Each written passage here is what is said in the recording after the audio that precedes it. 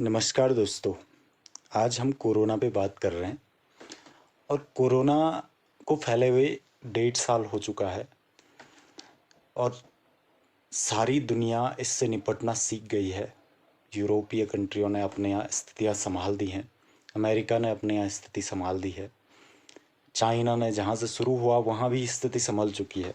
लेकिन अकेले हम ही हैं हिंदुस्तानी जहाँ स्थिति, जब लोगों की स्थिति सुधर रही है तो हमारी स्थिति बिगड़ रही है।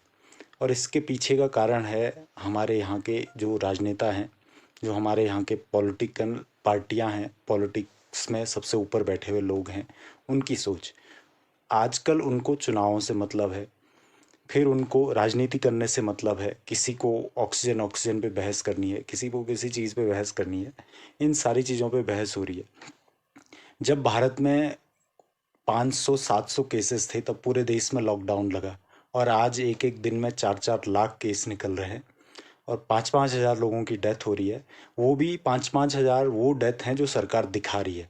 और असल में जैसे कि कुछ दिन पहले का कानपुर का आंकड़ा था कि कानपुर में 3 डेथ दिखाई गई थी, जबकि कानपुर के एक जहाँ शवों का दाह संस्कार होता है शमशान में, वहाँ पे 48 मौत रजिस्टर्ड थी कोविड से।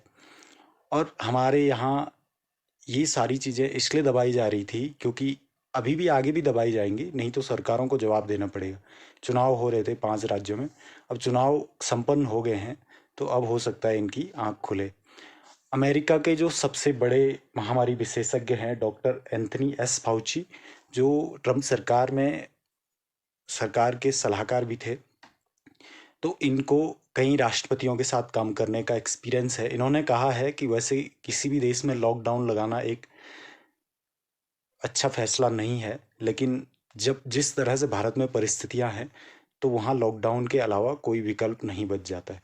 एक कंट्रोवर्सी और आई है बिल गेट्स के बारे में। तो बिल गेट्स ने वैक्सीन को लेके कुछ कहा है कि वैक्सीन अल्प विकसित देशों या विकासशील देशों को दी जानी चाहिए या नहीं दी जानी चाहिए। तो बिल गेट्स से जब पूछा गया कि क्या जो पेटेंट्स राइट्स हैं, पेटेंट्स रखा जाना चाहिए इस पे, तो उन्होंने कहा नहीं रखा जाना चाहिए, क्योंकि जो पेटेंट्स है वो उसको मिलना चाहिए जिसने इसकी रिसर्च करी है, जिसने इस पे पैसे खर्च किए हैं या सारी चीज़ें हैं। ये सारी चीज़ें वैसे लीगली सही हैं, लेकिन महामारी काल में ये चीज़ें थोड़ा बुरी लगती हैं और इसलिए बिल गेट्स के बयान का विरोध हो रहा है। दोस्तों, भारत में जो सबसे ज़्यादा प्रभावित हुए हैं लोग वो हैं गरीब लोग। अगर वो लोग मर भी रहे हैं तो उनकी काउंटिंग भी नहीं हो रही है। अगर उनको बीमारी लग भी रही है तो उनको अस्पताल भी नहीं मिल रहे। और कई ऐसे लोग हैं जो कह रहे हैं कि अगर एक साथ सबको घर में पेचिश लग जाए तो सबके लिए टॉयलेट भी नहीं होता है, तो अस्पताल कहाँ से होगा। तो इन लोगों को ये समझ नहीं आ रहा है कि टॉयलेट आ जाए तो टॉयलेट इधर उधर भी की जा सकती है, लेकिन अस्पताल एक ऐसा विषय है जिस पे आप ऑप्शन नहीं रख सकते हो। अगर आपको किसी को ऑक्सीजन चाहिए तो आप ये नहीं कह सकते हो कि इसको थोड़ी देर गैस का पाइप लगा के देख लो, ये इसका चल जाएगा। तो इस तरह के मूर्ख लोग हैं। और एक ऐसा ही व्यक्ति बीजेपी का समर्थक था जिसकी कोरोना से ही मृत्यु हुई है, इसने भी ऐसा शेयर किया था 2-4 दिन पहले।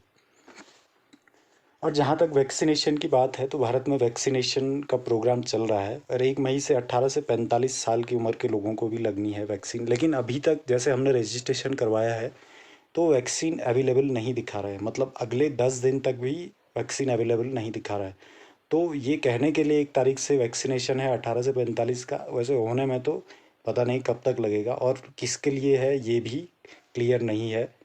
हो सकता है अभी का वैक्सीनेशन उनके लिए हो जिनकी सरकार में पहचान है या जिन लोगों का रसूख है, जिनके पास अच्छी खासी व्यवस्था है, क्योंकि अभी आम आम जन की पहुंच में तो नहीं दिख रही है वैक्सीन। 18 से 45 के लिए है तो रजिस्ट्रेशन हो रहा है और अवेलेबिलिटी नहीं दिखा रहा है। तो दोस्तों, सुरक्षित रहिए, मास्क पहनिए, वैक्सीन लगाने का जब नंबर आए तो वैक्सीन लगाइए और ख़ुद को सुरक्षित रखिए।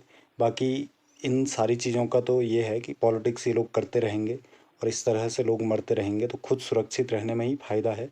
जय हिंद, जय भारत।